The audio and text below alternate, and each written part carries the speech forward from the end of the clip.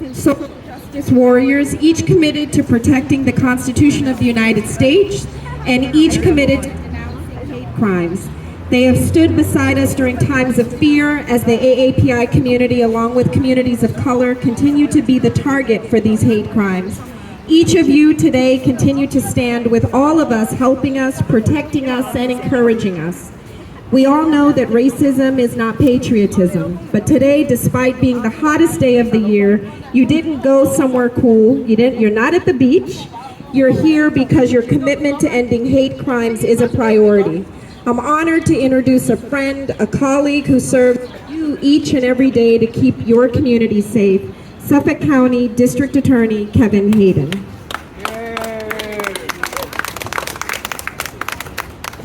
Good afternoon, everybody. It is good to see you all here today. You know, I'm going to speak just very briefly on the power of community, powers of communities like this, powers of communities like Winthrop, and I'm going to harken back just a little bit just to this morning. So just early this morning I was over in Winthrop, and over in Winthrop that community raised up a standard and planted 2 trees as a memorial to 2 people, 2 heroes from their community, 2 members of their community who were gunned down in an apparent hate crime just a year ago today. It was a powerful moment for that community. And now here I am at Lionsgate, standing with you all, and standing with all of you who've done so much hard work against AAPI Hate.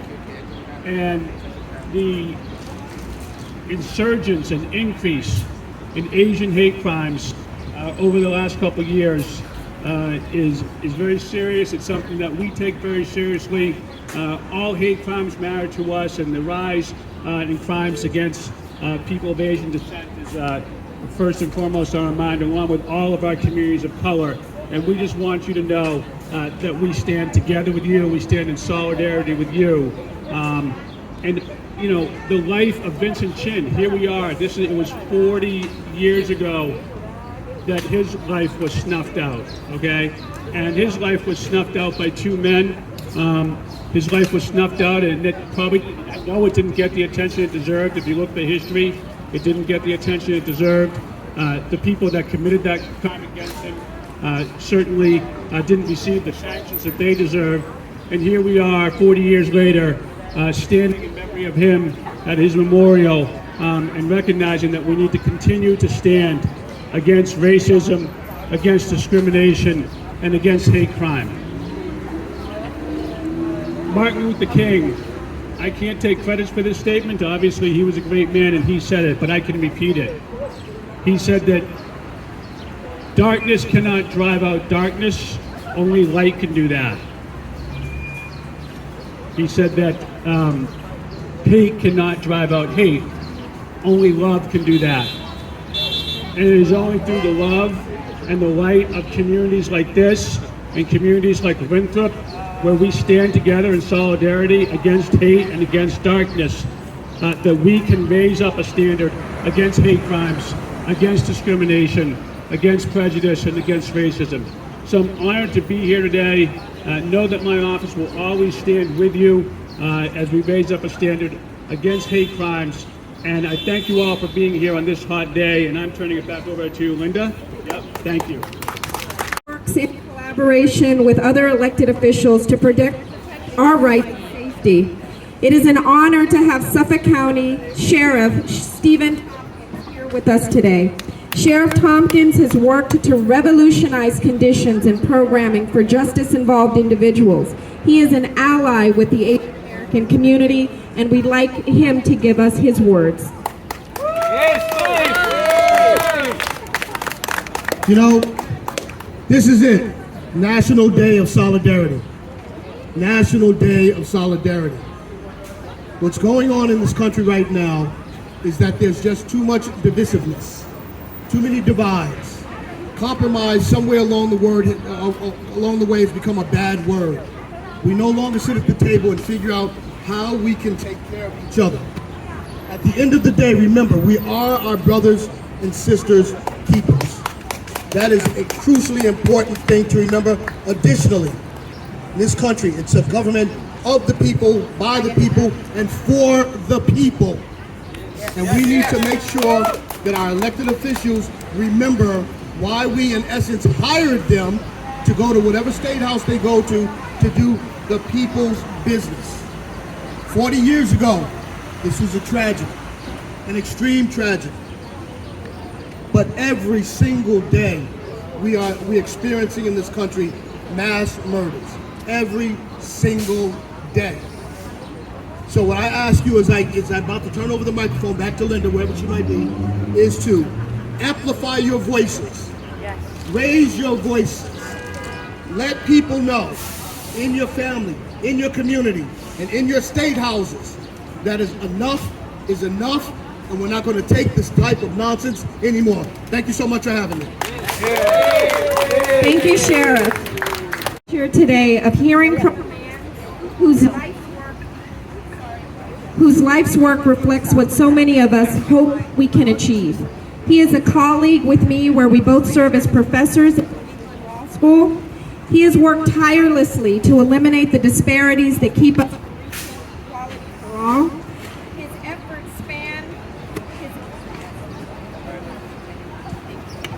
His efforts span social justice to healthcare reform, and for those efforts, he received his honorary doctorate. Please help me welcome today Dr. Michael Curry.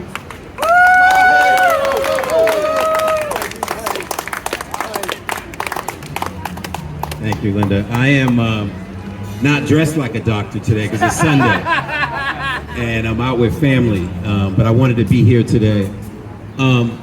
There's a quote by Dr. King that I always think about because I think it connects all of our communities that have been marginalized, that have been murdered, that have been experimented on, that have had barriers to equal access to health care and jobs. And Dr. King said a threat to justice anywhere is a threat to justice everywhere. So I want people to just take that in for a second. A threat to justice anywhere is a threat to justice everywhere.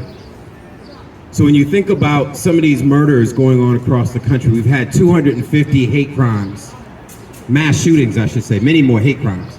250 mass shootings or more since the beginning of the year. That's almost like 10 per week. So while you may not live in a Taiwanese community in California, or it may not be your child in Uvalde, Texas, or you may not have a gay family member that was in a nightclub that was murdered. The reality is we're all connected to that tragedy. That a threat to justice anywhere is a threat to justice everywhere. We have to get beyond this thing of saying, well, that wasn't my family, that wasn't my community, that wasn't my child. Because the reality is, if we let this stuff go on, it visits our homes as well. It will visit our families as well. So when I think about this young man, I feel as connected to him, though I'm an African American, he was not. I feel connected to him because he was getting ready to celebrate his bachelor party and his wedding, and they took his life over hatred. And what is that in a person's heart that makes them hate somebody they don't know? What is it in a person's heart that makes them take your life? And in this country, we've lost a respect for the sanctity of life. That when you're born, there's something that God intended for you to do, right? Maybe you're meant to find a cure for cancer, or maybe you're meant to solve climate change, or maybe you're here to do something really special, and somebody makes a decision to take your life out of hatred because of the place you come from, because you're Chinese, because you don't look like them, because they think you're taking their jobs, or their manufacturing of cars has been threatened by their perceived threat of another country's manufacturing. That's what we're talking about. So I think if we're here today, and I can leave any message, that contributes to this conversation, is that I don't want to forget him. And I don't want to forget those kids in Uvalde. We got to keep lifting up their names and telling their stories and remembering who they were and who their families are that are struggling with that loss. Because unless we forget, we have a tendency in this country, to be very short-sighted. tendency in this country to be very short-sighted. Newtown, the murder of those kids out of school, we tend to forget, we move on. Mr. Chain, we move on, we stop talking about it, people don't reflect on it. So I would just say for all of us that are here today, we gotta now make a commitment that whether you're in Roxbury, the Bronx, Southside Chicago, East St. Louis, no matter where you are, when we see hate, we gotta call it out. We gotta say something about it, we gotta do something about it. So I am here as a member of the National NAACP Board of Directors. I'm here as a concerned citizen. I'm here as a person who represents health centers across this state. I'm making a commitment that I will call it out. That organizations that I'm affiliated will call it out. And I will lift up this young man's name as long as I live. Let's celebrate his life and let's do something about change in this country. Thank you so much, Dr. Curry. So there is a friend here, and he is very well known to the Asian American community. As you know, he is a staple in our community. He is everywhere, always present, always there, standing in solidarity and support of the Asian American community. He never lets us down, and today is no exception. President Quinn. Thank you, Linda. It's an honor to be with you and Wilson and Esther and the district attorney, with City Councilor Erin Murphy, with the mayor of Salem, Massachusetts, Kim Driscoll, who's a candidate for lieutenant governor, with Mr. Curry, who's an outstanding leader in the civil rights community throughout the city. I don't know if I'm missing anyone else.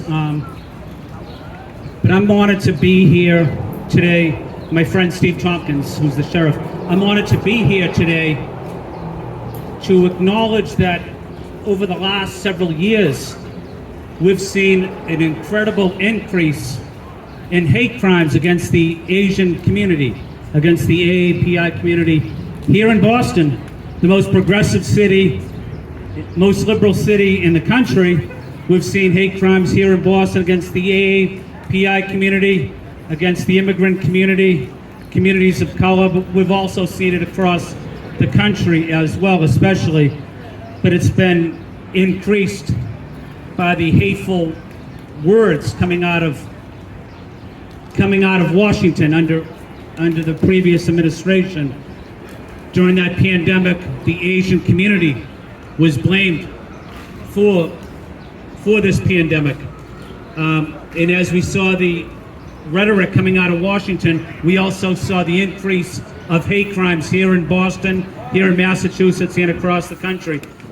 So we have a lot more work to do to address hate crimes here in our city, in our country, to make sure immigrants are respected and treated with dignity and respect, but also to ensure that our government is inclusive, especially on language access, communication access, making sure that immigrants and communities of color have access to city government and state government and the district attorney's office and the sheriff's office as well. I just had the opportunity to talk to some friends from the American Legion post of Chinatown, and here these men and women, here they are willing to risk their life for our country, and then when they come back to the United States, their parents or their sisters or their grandparents are being beaten up because they're Asian. So we have to acknowledge that it's happening here in the most liberal city in the country. It's happening across the country, but we must redouble our efforts to make sure that immigrants and communities of color are treated with respect and dignity here across Boston and across the United States. I'm honored to be with my colleagues in government and with my friends from throughout the Chinatown community of Greater Boston. Thank you. Member of the AAPI Action Group here, and I'm proud to say that she was a member of the AAPI Action Group before she became a city councilor. She continues to work in solidarity with the Asian American community. She is one of our members, and so I would love to introduce Erin Murphy, City Councilor at Large.